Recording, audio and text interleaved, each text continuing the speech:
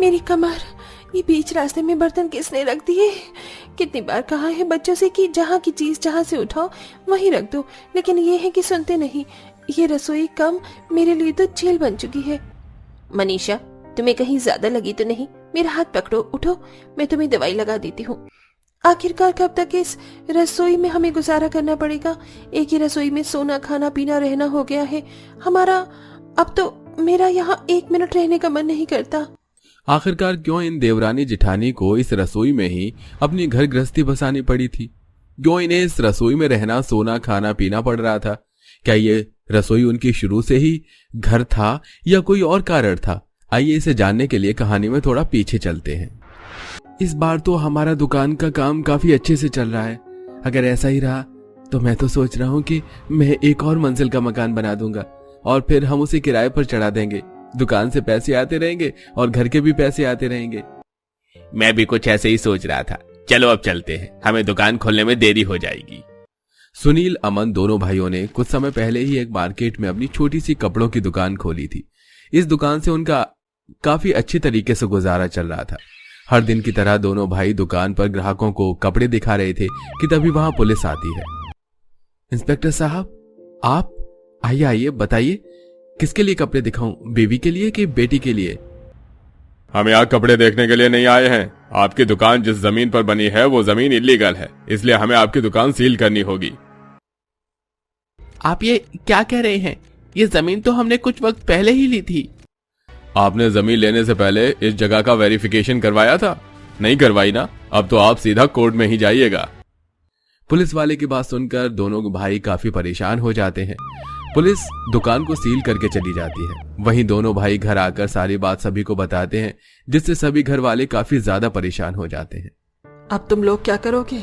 सारे पैसे तो तुमने जमीन खरीदने और दुकान को खोलने में लगा दिए। हमने एक वकील से बात की है, उसने कहा है कि वो कोर्ट के थ्रू हमें हमारी जमीन वापस दिलवा सकता है। दोनों भाई बचे कुचे पैसे से केस लड़ने की तैयारी शुरू कर देते हैं, लेकिन ये केस इतना आसान नहीं था, जिसके चलते धीरे धीरे इस केस में उनकी सारी जमा पूंजी खत्म हो रही थी। पैसे का इंतजाम कहां से करें? अब मेरे दिमाग में तो बस एक ही चीज चल रही है कि हम अपना घर किराए पर दे देते हैं और जो पैसे आएंगे उससे केस लड़ेंगे। ये क्या, आप लोग ये क्या कर रहे हैं? अगर हमने अपना घर किराए पर दे दिया तो हम लोग कहाँ रहेंगे? बाहर आंगन में? अरे, हम पूरा घर किराए पर नहीं देंगे। हमारे घर में 2 कमरे, 1 हॉल है, इसे ही हम किराए पर चढ़ा देंगे। रसोई घर तो बाहर की तरफ बना हुआ है ना, उसे हम रहने देंगे। जब तक हम केस नहीं जीत जाते तब तक हम उस रसोई घर में ही रह लेंगे। हमारी रसोई घर वैसे भी ठीक ठाक है, तो हमें वहां रहने में ज्यादा दिक्कत नहीं आएगी। घर की स्थिति को देखते हुए मनीषा और सुहानी अपने पतियों से कुछ नहीं कहती और घर का जरूरी सामान लेकर अपने घर के बाहर बनी रसोई घर में चले जाते हैं। वहीं उनके पति अपने घर को किराए पर चढ़ा देते हैं और अब पूरा परिवार उस रसोई में ही अपना गुजारा करने लगता है। पहले तो ये रसोई कितनी बड़ी लगती थी, लेकिन अब हम सब के आ जाने से ये रसोई कितनी छोटी लग रही है। मेरा तो दम घुट रहा है। हम लोग मंदिर जा रहे हैं, अब शाम को ही आएंगे। तुम लोग खाना बना कर रखना। उस छोटी सी रसोई में न रहना पड़े इसलिए सास ससुर बहाना बनाकर मंदिर चले जाते हैं। पति केस के चक्कर में पूरा दिन भर बाहर रहते हैं, वहीं बच्चे भी आंगन में खेलते रहते हैं। इस रसोई में रहने से सबसे ज्यादा परेशानी जो थी वो थी ये दोनों देवरानी जेठानी को। मनीषा, ये क्या लगा रखा है तुमने? पूरी रसोई में धुआं कर दिया है। क्या करूं भाभी? पहले जब तड़का चलता था तो हम लोग हॉल में चले जाते थे, लेकिन अब तो इसी में रहना पड़ेगा।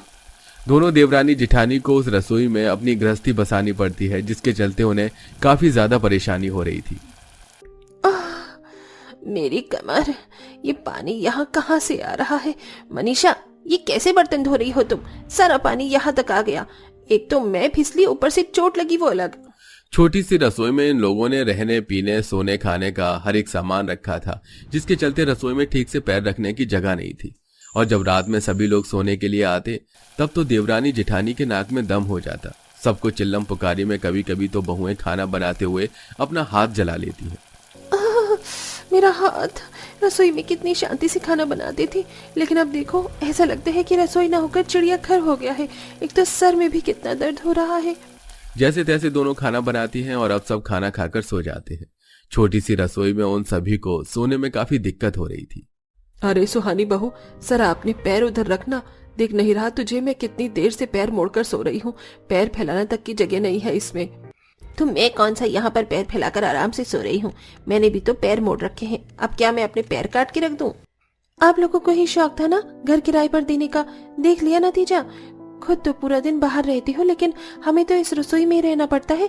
कभी सोचा भी हम है कितनी दिक्कत परेशानी होती है यहाँ रहने में। अपनी पत्नियों का गुस्सा देखकर दोनों भाई सोने का नाटक करते हैं और उन्हें कोई जवाब नहीं देते। बीतते समय के साथ साथ देवरानी जिठानी की परेशानी भी बढ़ती ही जाती है। चलो रात में ना सही, लेकिन कम से कम दिन में तो सुकून की नींद नसीब हुई। अब जाकर थोड़ा काम कर लेती हूँ। मनीषा जैसे ही उठकर थोड़ा आगे बढ़ती है तो अचानक पैर के नीचे कटोरा आ जाने की वजह से मनीषा का पैर फिसलता है वो एकदम से गिर जाती है, जिससे उसकी कमर में मोच आ जाती है। मनीषा आराम से आओ, मैं तुम्हें दवाई लगा देती हूँ, वरना सूजन बढ़ जाएगी। इन लोगों का क्या है, माँ जी और पिताजी तो बहाना बनाकर बाहर चले जाते हैं और ये लोग 24 घंटे कोर्ट में चक्कर काटते रहते हैं। किसी को भी हमारा ख्याल नहीं है। हम कैसे इस रसोई में अपना गुजारा कर रहे हैं। कब से भगवान से प्रार्थना कर रही हूँ कि ये लोग केस जीत जाएं। जब तक ये लोग केस जीतेंगे नहीं, तब तक तो हमें इस रसोई में ही अपने घर गृहस्थी चलानी पड़ेगी। सुहानी मनीषा को उठाती है और उसकी कमर पर दवाई लगा देती है। आस पड़ोस की औरतें जब भी मनीषा और सुहानी से मिलने के लिए उनकी रसोई में जाती तो रसोई में ही कपड़े, बिस्तर और बाकी सब सामान देखकर उनका मजाक उड़ाती हैं। क्या दिन आ गए हैं बेचारी का, घर होते हुए भी घर को किराए पर चढ़ा दिया है और खुद रसोई में ही रहना, पीना, खाना सब कुछ कर रही है बेचारी। ऐसे ही कुछ समय और गुजर जाता है, लेकिन इन दोनों देवरानी जेठानी की रसोई को लेकर परेशानी खत्म नहीं होती। पर शायद भगवान ने उनकी सुन ली थी और अमन का केस अब धीरे धीरे उनके हाथ में आने लगा था और आखिरकार दोनों भाई उस जमीन के केस को जीत जाते हैं, जिसके चलते वो जमीन तो सरकार के अंडर जाती है, लेकिन भाइयों ने जितने पैसों में उस जमीन को खरीदा था वो सारे पैसे उन्हें वापस मिल जाते हैं। आप लोग सच कह रहे हैं, हम केस जीत गए? इसका मतलब अब हम लोग पहले की तरह ही अपने घर में रह सकते हैं और हमें रसोई में रहने की कोई जरूरत नहीं है।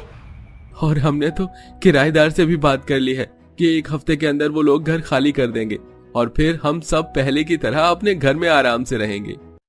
कुछ दिनों में ही 1 हफ्ता भी गुजर गया और अब वो किराएदार भी मकान खाली करके चले जाते हैं। इसके बाद सबसे पहले दोनों देवरानी जेठानी रसोई से सारा सामान उठाकर वापस अपने घर में लाती है और घर में घुसकर चैन की सांस लेती है। मुझे तो अभी भी यकीन नहीं हो रहा है कि हम लोग वापस अपने घर में आ गए हैं। ऐसा लग रहा है उस रसोई से नहीं बल्कि किसी जेल से बाहर निकले हैं। कितना खुला खुला लग रहा है ना सब कुछ। अब हम सब आराम से अपने कमरे में सो सकते हैं, हॉल में बैठ सकते हैं और किचन में खाना बना सकते हैं। मैं उन दिनों को बिल्कुल याद भी नहीं करना चाहती। मैं तो अपने कमरे में जाकर सबसे पहले आराम करूंगी, फिर घर के बाकी सारे काम बाद में। इधर देवरानी जेठानी की खुशी का ठिकाना नहीं था, वहीं दूसरी तरफ दोनों भाई अब उन पैसों से अच्छी खासी वेरिफिकेशन के बाद फिर से एक जमीन लेकर अपना कपड़ों का काम शुरू करते हैं।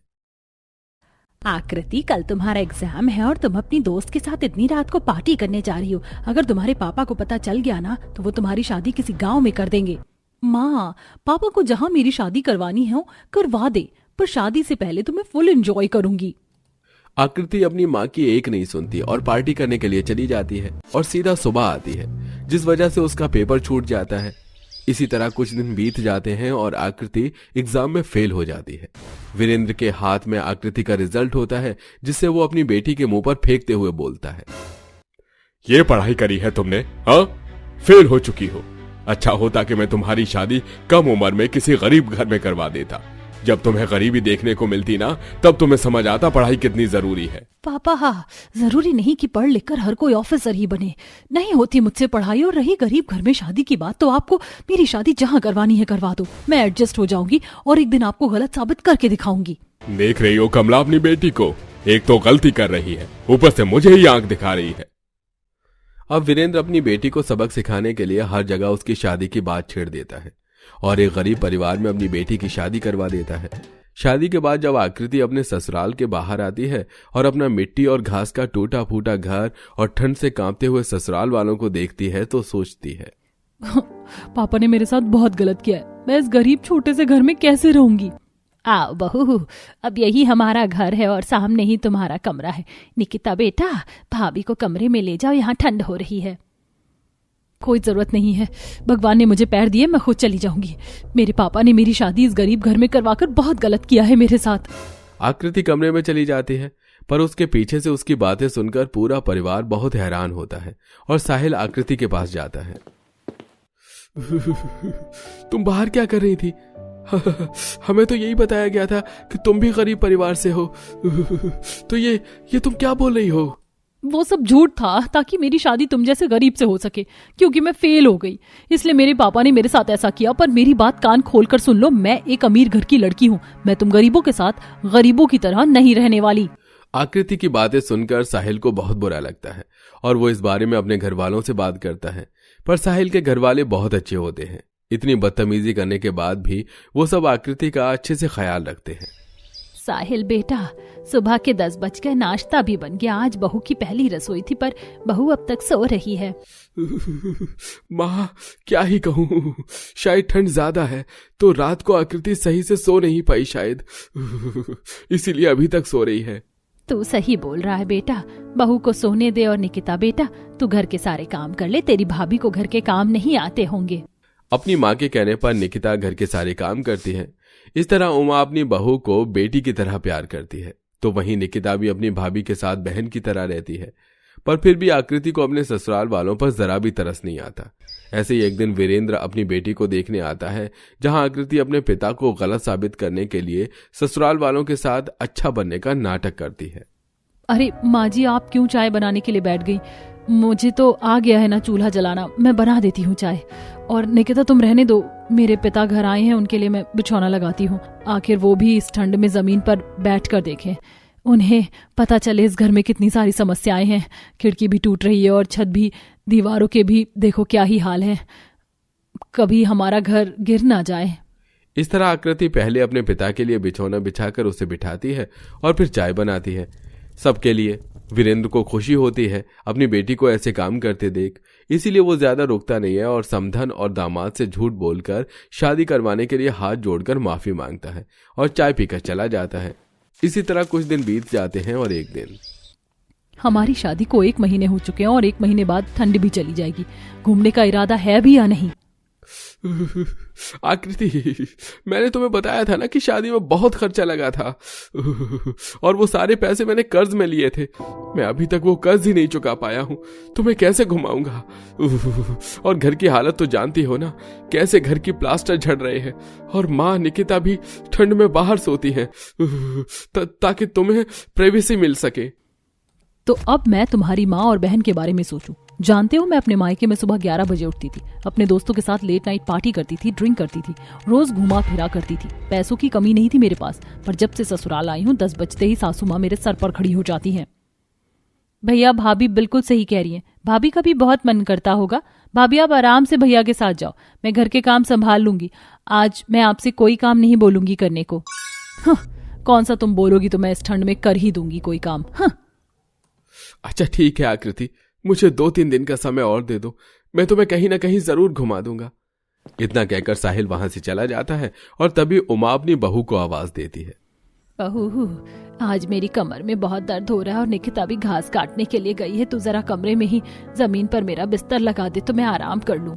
माफ करना सासू माँ, मेरी बस की नहीं है अपने ससुराल में नौकरों की तरह काम करना।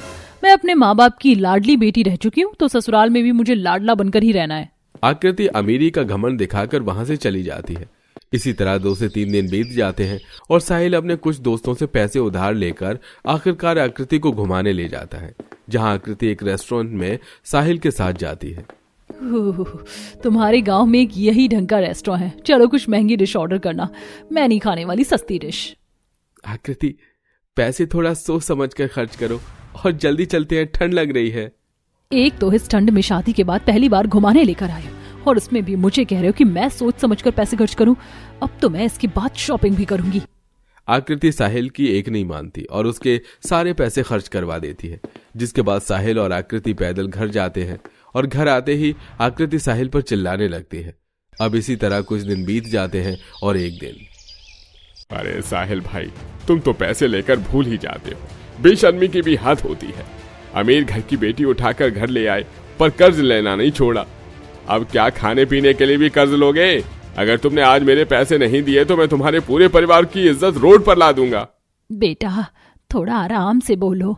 अभी तो आराम से ही बोल रहा हूँ। माताजी, मुझे चिकने चिल्लाने पर मजबूर मत करो, बस 1 महीने का समय दे रहा हूँ। गोविंद सभी घर वालों की इंसल्ट करके वहां से चला जाता है और ये सब कुछ आकृति अपनी आंखों से देखती है, जिसके बाद उसे बहुत बुरा लगता है।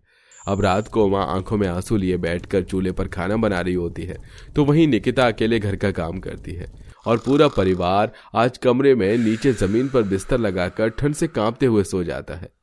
ये सब देखने के बाद आकृति को अपनी गलती का एहसास होता है। साहिल मुझे माफ कर दो, मेरी वजह से तुम्हारा कर्ज और ज्यादा बढ़ गया। मैंने आप सबको बहुत परेशान किया और अपने पापा का गुस्सा आप लोगों पर निकाला। अब जो होना था वो हो गया। अब मैं बस यही सोच रहा हूँ कि सारे कर्ज हटाकर घर की थोड़ी मरम्मत करवा लूं, ताकि माँ और निकिता को इस ठंड में आराम मिल सके। साहिल की बात सुनकर आकृति को भी एहसास होता है कि उसके ससुराल में केवल एक कमरा है, न तो रसोई है, न बाथरूम और न ही कोई दूसरा कमरा, जिस वजह से ठंड में उमा और निकिता को काफी परेशानी उठानी पड़ रही है। ये सब देखकर आकृति को बहुत दुख होता है और तभी उसे कुछ याद आता है। शादी से पहले घर वालों से पार्टी के नाम पर मैं एक्स्ट्रा पैसे लेकर पैसे सेविंग करती थी, पर अब क्यों ना मैं अपनी सेविंग के पैसों से अपने गरीब ससुराल वालों के लिए घर खरीदूं जिसमें 2 कमरे, रसोई और वॉशरूम हो। और सोच रही हूँ कि क्यों ना कुछ काम भी कर लूं ताकि लोन चुका सकूं और अपने पति की थोड़ी मदद कर सकूं। इतना सोचकर अगले दिन आकृति साहिल को सारी बात बताती है और साहिल अपनी मिली सैलरी से सबसे पहले अपने दोस्त का कर्ज खत्म करता है।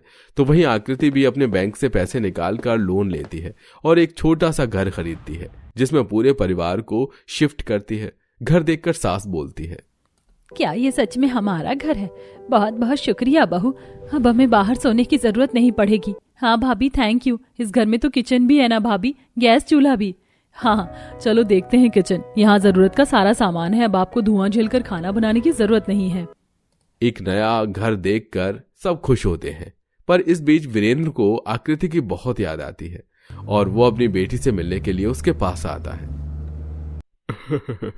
बेटा, मुझे पता चला कि तुमने बैंक से लोन लेकर ये घर खरीदा है, पर तुम फिक्र मत करो। तुमने अपना ससुराल बहुत अच्छे से संभाला है और मुझे गलत साबित किया है, इसलिए तुम्हारे बैंक का लोन मैं चुकाऊंगा। नहीं पापा, लोन मैंने लिया है तो चुकाऊंगी भी मैं ही, क्योंकि आपने मुझे इस लायक बना रखा है कि मैं अपने पैरों पर खड़ी हो सकूं। माफ करना, अगर मैंने पढ़ाई की होती तो शायद आज मैं और तरक्की कर पाती। आकृति की बात सुनकर वीरेंद्र की आंखें नम हो जाती हैं और वो वहां से चला जाता है और इस तरह आकृति अपने ससुराल वालों को एक घर देती है और काम करके धीरे धीरे सारा कर्ज चुकाती है।